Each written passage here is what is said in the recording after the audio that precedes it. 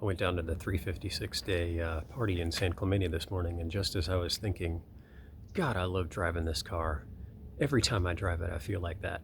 And just as I was thinking that, it started misfiring and shuddering, like, and so I pulled off of the freeway and barely got off the freeway into a parking lot at a bank. And then I decided it's probably an ignition problem because I wasn't out of gas. And pulled off the distributor cap, and my completely pointless ignition one of the wires had gotten up into the rotor and worn off the sheath of the wire, and it was arcing to the case of the distributor. And so it was just misfiring and giving me terrible problems. And then I looked in my tool case, and I didn't have any electrical tape.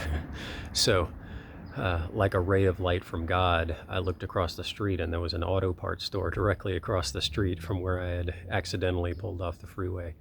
So I was able to go across there and buy a $3 roll of electrical tape. So luckily, I was able to fix it and get on down there and enjoy some 356s and a fair number of 911s too. So here's what it looks like.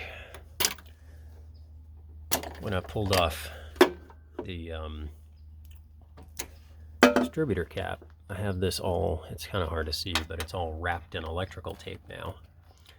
It was actually wrapped this direction around here, and it had come up and gotten into the rotor and had worn off some of the wire sheath. And so what I did, wrapped it up, crammed it in behind there so it shouldn't move, and then pulled it tight up through the grommet that goes through the side of the distributor. And it cranked right up, and I was able to get down there and have a good time, have some lunch. And then I left myself not enough time to get back home, and there was a traffic jam, and then the fuel light came on. So I had to decide, well, am I going to be late for the family thing, or do I stop for gas and make sure that I at least get home? So it was kind of a gamble, but I went ahead and came home, and I made it. So overall, it turned out to be a pretty good time, and the car performed and got me there and home without completely breaking down.